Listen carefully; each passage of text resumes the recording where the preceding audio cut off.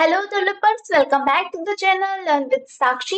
ये हमारे JavaScript course की 11th वीडियो है एंड आज हम कंप्लीट करेंगे arrow function in JavaScript.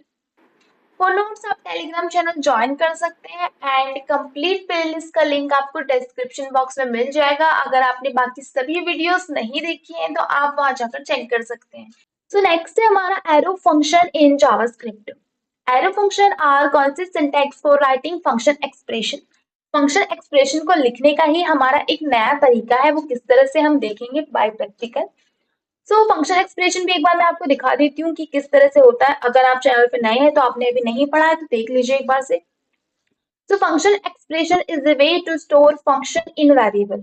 Function expression हमारा एक तरीका है एक फंक्शन को किसी वेरिएबल में स्टोर करने का। फॉर एग्जाम्पल वैर स्क्वेयर, स्क्वेयर मेरा एक वेरिएबल है जिसमें मैं एक फंक्शन स्टोर कर रही हूँ। तो फंक्शन एंड नॉर्मल फंक्शन है जो हम क्रिएट करते हैं, ये पूरा फंक्शन मैंने यहाँ क्रिएट किया है एंड रिटर्न किया है नंबर का मल्टीप्लीकेशन।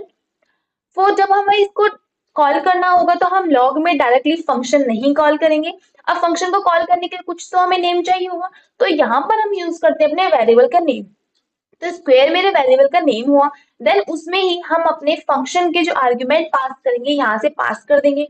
तो ये जो मेरा 5 है ये चला जाएगा नंबर में एंड नंबर में जाने के बाद इसकी वैल्यू हो जाएगी प्रिंट। इस तरह से हमारा फंक्शन एक्सप्रेशन होता है एंड अब देखते हैं हम अपना एरो फंक्शन कैसे होता है हमारा। Arrow function are anonymous function. अब ये कौन से फंक्शंस होते हैं?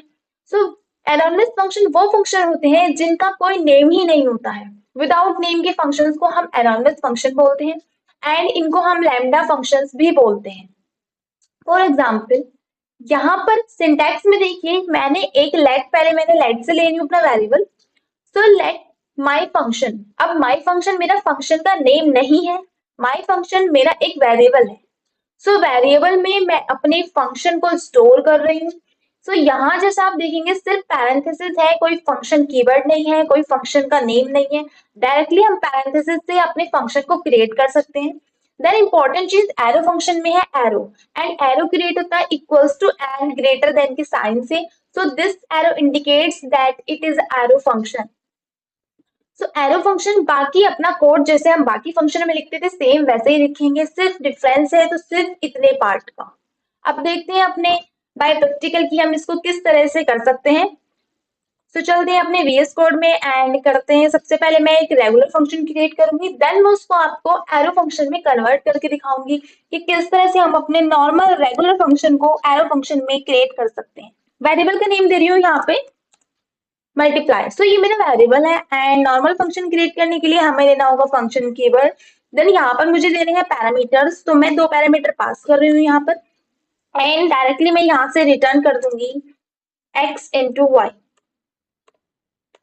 अब इस फंक्शन को कॉल करने के लिए मैं लॉग में कॉल करूंगी ताकि मेरी वैल्यू पे प्रिंट हो जाए। हम एक चीज और कर सकते हैं यहाँ पर कि एक वेरिएबल में स्टोर कर ले वैल्यू फंक्शन की, देन हम कॉल कर ले। सबसे पहले मैं लॉग में करके दिखाती हूँ आपको किस तरह से हम कर सकते हैं। यहाँ पर फंक्शन का जो नेम तो कुछ है ही नहीं, तो हमें क्या नेम लेना होगा? Variable name. तो यहाँ से हम करेंगे अपने वेरिएबल नेम एंड देन हमें अपने 2 आर्ग्यूमेंट पास करने हैं। तो मैं पास कर देती हूँ 1 एंड 5।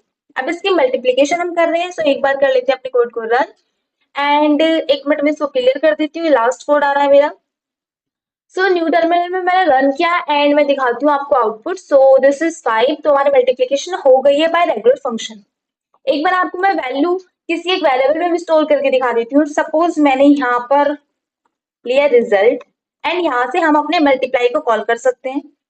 इसको 1 मिनट के लिए कर देते हैं हम कमेंट एंड यहाँ से मैं क्या कर रही हूँ, एक अपने फंक्शन को मैंने कॉल किया है यहाँ पर एंड यहाँ पर मेरी दी है वैल्यूज।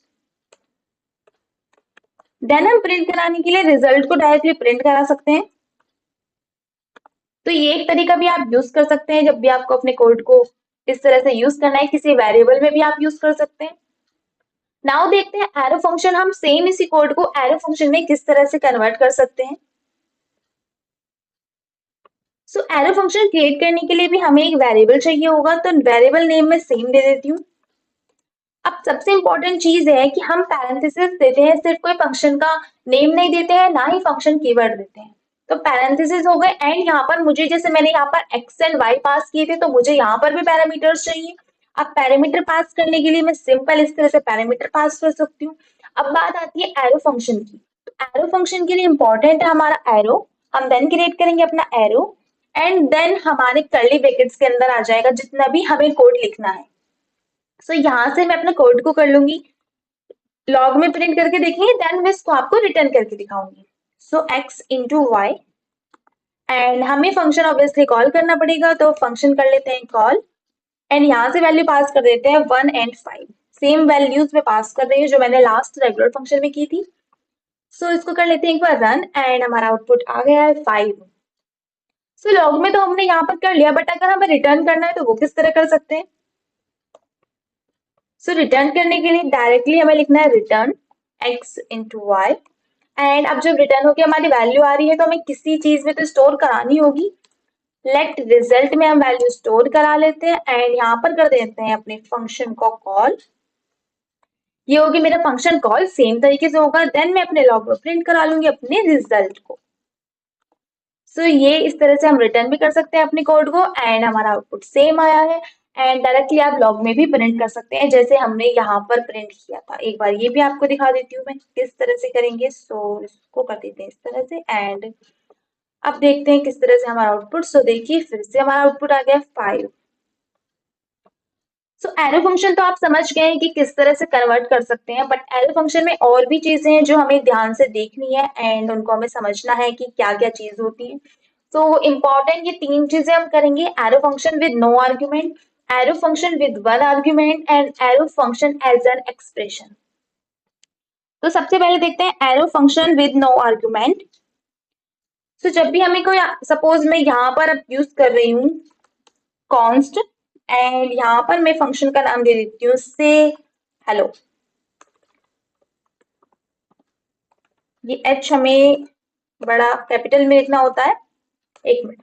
सो से हेलो मेरा ये वेरिएबल हो गया है एंड देन हमें अपने फंक्शन को करना है क्रिएट। सो ये हो गया मेरा एरो फंक्शन एंड देन मुझे करना है यहाँ पर रिटर्न। तो रिटर्न में मैं कर रही हूँ सिर्फ हेलो। हेलो मैं यहाँ पर रिटर्न कर रही हूँ एंड अब मुझे अपनी लॉग में प्रिंट करनी है अपनी वैल्यू। सो यहाँ पर मैं ले लेती हूँ लॉग एंड देन यहाँ पर करते हैं अपने फंक्शन को कॉल। तो वेरिएबल नेम है मेरा से हेलो एंड यहाँ पर सिर्फ मुझे फंक्शन जैसे अब कॉल करेंगे तो ऑब्वियसली इस तरह से देना होगा। अब करते हैं एक बार रन। सो मेरा आउटपुट आ गया हेलो। बट यहाँ पर अभी भी हमारा कोड थोड़ा लेंथी हो रहा है। तो एरो फंक्शन की क्या एक बात खासियत है कि अगर हम इसको विदाउट रिटर्न भी हम इसको लिख सकते हैं एंड इस पैरेंथेसिस जो है हमने ये लगाए हैं कर्ली ब्रैकेट्स, इनकी भी कोई जरूरत नहीं है। हम डायरेक्टली इस तरह से भी रिटर्न कर सकते हैं अपने फंक्शन को। सो एक बार इसको सेव करते हैं देन करते हैं रन। सो मेरा आउटपुट आ गया है। तो इस तरह से आप देख रहे हैं सिर्फ एक सिंगल लाइन में हमने पूरा अपना एरो फंक्शन लिख लिया है। सो ये बहुत शॉर्ट कोड कर देता है अपने कोड में। जब भी हमें शॉर्ट कोड लिखना होता है मोस्टली हम आगे को एरो फंक्शन ही यूज करेंगे। जब हमारे पास छोटा तरीका है तो हम क्यों लेंथ यूज करें। तो इसलिए अब एरो फंक्शन ही हम यहाँ पर पढ़ेंगे एंड आगे से हम जब भी फंक्शन क्रिएट करेंगे तो मैं आपको एरो फंक्शन ही क्रिएट करके दिखाऊंगी ताकि आपकी प्रैक्टिस भी ज्यादा हो जाए। तो एरो फंक्शन हमारा नो आर्गुमेंट्स हो गया है। देन हम देखेंगे एरो फंक्शन विद आर्गुमेंट। सो इसको कर देती हूँ मैं एक बार कमेंट एंड देखते हैं अब अपना नेक्स्ट। सपोज एक आर्ग्यूमेंट है मेरे किसी भी एरो फंक्शन में, वो किस तरह से लेंगे। अब मैं एक स्क्वायर का प्रोग्राम दिखाती हूँ आपको। तो स्क्वायर मेरे वेरिएबल का हो गया नेम। देन मुझे क्रिएट करना है, सपोज मेरा एक है, इस तरह से मेरा एक आर्ग्यूमेंट है। यहाँ पर मैंने एक पैरामीटर दिया है एंड यहाँ से मैं कर रही हूँ अपना एरो फंक्शन क्रिएट। देन मुझे इसकी स्क्वायर के लिए क्या करते हैं हम x इंटू एक्स। सो रिटर्न करने के लिए इस तरह से हम कर देंगे एंड देन अगर हमें इसको प्रिंट कराना है तो ऑब्वियसली हमें लॉग में प्रिंट करना होगा एंड यहाँ पर दे देते हैं स्क्वायर। वैल्यू में 2 को स्क्वायर चाहती हूँ। तो डेट्स इट, हमारे स्क्वायर का प्रोग्राम देख रहे हैं कितना छोटा हो गया है, सिर्फ बहुत ही ज्यादा छोटा। एक बार इसको करते हैं रन एंड आउटपुट आ गया 4। बट वन मोर इम्पोर्टेंट चीज, अगर आपका एक ही आर्गुमेंट है तो आपको ये पैरेंथेसिस लगाने की भी कोई जरूरत नहीं है। सिंपल आप इस तरह से अपने लिख सकते हैं एंड एक बार इसको भी सेव करके एंड देन दिखा देती हूँ आउटपुट। सो 4 मेरा आउटपुट आ गया है। सो 1 आर्ग्यूमेंट से आप इस तरह से क्रिएट कर सकते हैं अपने एरो फंक्शन को। नेक्स्ट है हमारा arrow function as an expression. अब arrow function as an expression भी एक इम्पॉर्टेंट चीज है जो आपको समझ में आनी चाहिए कि हम एक्सप्रेशन में कैसे यूज कर सकते हैं। फॉर एग्जाम्पल लेट मैंने ले ली है एज मेरी है 5। ओ 5 नहीं है, मेरी एज ज्यादा है। सो यहाँ पर ले लेते हैं 24। सो नेक्स्ट हम देखेंगे कि एरो फंक्शन को हम एज एन एक्सप्रेशन किस तरह से यूज कर सकते हैं। फॉर डेट हमें टर्नरी ऑपरेटर का यूज करना होगा, तो अब हम किस तरह से करेंगे। लेट वेलकम वेरिएबल मैंने लिया एंड देन मुझे करना है एक सपोज अगर मेरी एज लेस देन है, सॉरी ग्रेटर देन है अगर मेरी 18 से, सपोज मेरी एज 18 से ग्रेटर देन है, तो मुझे क्या करना है। आप टर्नरी ऑपरेटर को किस तरह यूज करते हैं।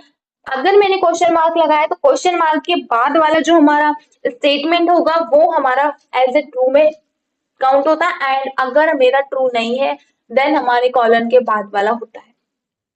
तो अगर मेरा क्वेश्चन मार्क वाला है देन क्या हो, मेरा एक फंक्शन कॉल हो एंड वो मेरा एरो फंक्शन है। अब उस एरो फंक्शन में मैं प्रिंट करा रही हूँ कि yes you are eligible to vote. Okay, so yes you are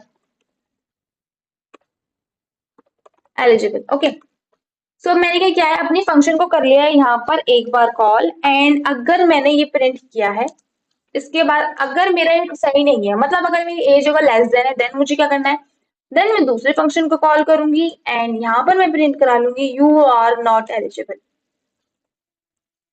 you are not eligible. Then हमको अपने फंक्शन को करना है एक बार कॉल, तो कर लेते हैं एक बार इसको कॉल एंड ये था मेरा फंक्शन। सो अब आप एक बार समझ लीजिए मैंने इस फंक्शन में क्या क्रिएट किया है कि अगर मेरा ट्रू है वैल्यू, ये कंडीशन अगर मेरी ट्रू आती है तो मेरा ये वाला फंक्शन कॉल हो जाए, अगर मेरी फॉल्स आती है तो मेरा ये वाला फंक्शन कॉल हो जाए। तो एक बार इसको सेव कर लेती हूँ एंड मैं देन करती हूँ इसको run. So yes you are eligible because मेरी एज इज 24, मैंने यहाँ पर एज किया दिया 24, तो मेरे क्या आया है यस यू आर एलिजिबल। सो आप देख रहे हैं इस तरह से हम एज ए एक्सप्रेशन भी इसको यूज कर सकते हैं अपने एरो फंक्शन को। नेक्स्ट हम देखेंगे मल्टीलाइन एरो फंक्शन, मतलब हम मल्टीलाइन किस तरह से यूज कर सकते हैं। सबसे पहले मैं कर देती हूँ इसको कमेंट, अदरवाइज एक्स्ट्रा ही आउटपुट आएगा हमारे पास। अब देखेंगे हम एक मिनट, ये क्या लिखा है, मल्टीलाइन एरो फंक्शन। अब वो किस तरह से हम करेंगे। सबसे पहले मैं लेती हूँ लेट सम एंड देन यहाँ पर मैं दे देती हूँ दो आर्ग्यूमेंट्स ए एंड बी। अब ए एंड बी देने के बाद सपोज मैं यहाँ पर रिजल्ट में वैल्यू स्टोर करूंगी ए एंड प्लस बी। अब मैंने रिजल्ट में यहाँ पर वैल्यू स्टोर कर ली है एंड मैं देन रिटर्न करूंगी, एक मिनट, ये क्या लिखा है, रिटर्न एंड देन रिजल्ट। यहाँ से बेसिकली मैं क्या कर रही हूँ, एक मेरे पास रिजल्ट है जिसमें मैंने ए प्लस बी किया है एंड देन मैं रिटर्न कर रही हूँ अपने रिजल्ट को। तो ये दो लाइन होगी, मतलब मल्टी लाइन मैं आपको यहाँ समझाना चाह रही हूँ कि किस तरह से आप इसको यूज कर सकते हैं। देन सपोज मुझे यहाँ पर अपने फंक्शन को कॉल करना है तो लॉग में मैं कर लूंगी इसको कॉल सम एंड देन यहाँ पर मुझे 2 वैल्यूज देनी है, तो 2 एंड 3 मैंने इसकी वैल्यूज दे दी है। देन देखते हैं कि ये किस तरह हमारा आउटपुट देता है एंड दिस इज 5। सो इस तरह से आप मल्टीलाइन एरो फंक्शन भी यूज कर सकते हैं and this is enough for aero function. तो अगर आपको कोई भी डाउट है तो आप कमेंट सेक्शन में पूछ सकते हैं एंड वीडियो को लाइक कीजिए, शेयर कीजिए एंड चैनल को सब्सक्राइब कीजिए। Thank you so much for watching.